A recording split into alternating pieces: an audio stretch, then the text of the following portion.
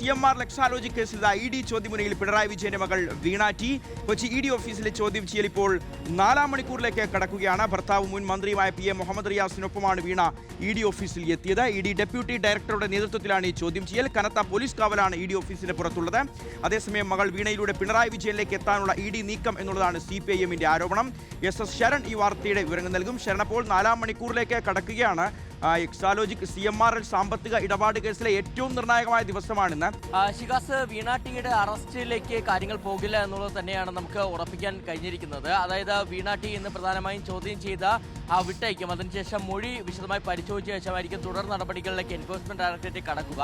എന്തായാലും ഇതിൽ 2024-ൽ ECR register ചെയ്ത കേസിൽ ഇപ്പോൾ ആദ്യമായിട്ട് വീണ ടിയുടെ ചോദ്യം ചെയ്യൽ നടക്കുകയാണെന്നുള്ളതാണ്. അതായത് ഇന്ന് രാവിലെ 10:30 കൂടിയാണ് വീണ ടി ഭർത്താവായ മുഹമ്മദ് റിയാസിനൊപ്പം, മുൻ മന്ത്രി കൂടിയായ മുഹമ്മദ് റിയാസിനൊപ്പം എനിക്ക് പിന്നിലുള്ള കൊച്ചി ഓഫീസിൽ, EDയുടെ കൊച്ചി ഓഫീസിലേക്ക് എത്തിയിരിക്കുന്നത്. അതിനുശേഷം 11 മണിയോട് കൂടിയാണ് ചോദ്യം ചെയ്യൽ ആരംഭിച്ചിരിക്കുന്നത്. ഡെപ്യൂട്ടി ഡയറക്ടറുടെ നേതൃത്വത്തിലുള്ള സംഘമാണ് ചോദ്യം ചെയ്യുന്നത്. അതിൽ തന്നെ പല കാര്യങ്ങളും എൻഫോഴ്സ്മെന്റ് ഡയറക്ടറേറ്റിന് വ്യക്തത വരുത്താനുണ്ട്. അതിൽ ഏറ്റവും പ്രധാനപ്പെട്ട കാര്യം, നേരത്തെ ഈ സേവനമൊന്നും തന്നെ നൽകാതെയാണ് വീണ ടിയും എക്സാലോജിക്കും CMRൽ നിന്ന് 2.78 കോടി കൈപ്പറ്റി എന്നുള്ളതാണ് കണ്ടെത്തിയിരിക്കുക. അപ്പോൾ ആ കണ്ടെത്തലിന്റെ അടിസ്ഥാനത്തിലുള്ള ചോദ്യം ചെയ്യലാണ് നടക്കുന്നത്.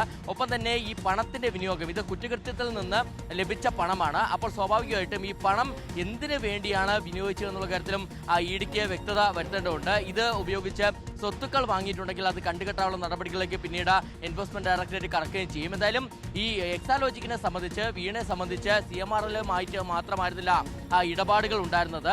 മറിച്ച് CMRലിന്റെ ഉപസ്ഥാപനമായ എംപവർ ഇന്ത്യയിൽ നിന്നും വായ്പ എടുക്കുന്ന സാഹചര്യമുണ്ട്. അത് 2 തവണയായിട്ട് 25 ലക്ഷം വീതം 50 ലക്ഷം രൂപ വായ്പ എടുക്കുന്ന സാഹചര്യമുണ്ടായിരുന്നു. അതിൽ എത്ര തുക തിരിച്ചടച്ചു എന്നുള്ള കാര്യത്തിൽ എൻഫോഴ്സ്മെന്റ് ഡയറക്ടറേറ്റിന് വ്യക്തത വരാനുണ്ട്.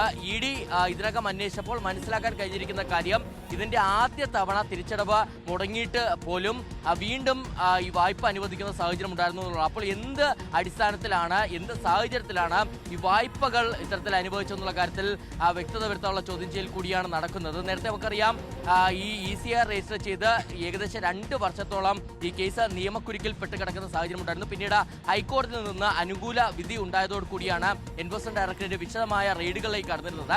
കഴിഞ്ഞ മാസം 27-ാം തീയതി 12 ഇടങ്ങൾ റെയ്ഡ് നടത്തി അങ്ങനെ ശേഖരിച്ച രേഖകളുണ്ട്. അത് ഈ വീണ ടിയുടെ വീട്ടിലാണ്. അതായത് പ്രതിപക്ഷ നേതാവായ പിണറായി വിജയന്റെ 2 വീടുകൾ പരിശോധന നടത്തിയപ്പോൾ അതിൽ തിരുവനന്തപുരത്തെ വാടക വീട്ടിൽ നിന്ന് ശേഖരിച്ച വിവരങ്ങളുണ്ട്. ആ രേഖകൾ കൂടി വെച്ചുകൊണ്ടുള്ള ചോദ്യം ചെയ്യൽ നടക്കുന്നത്.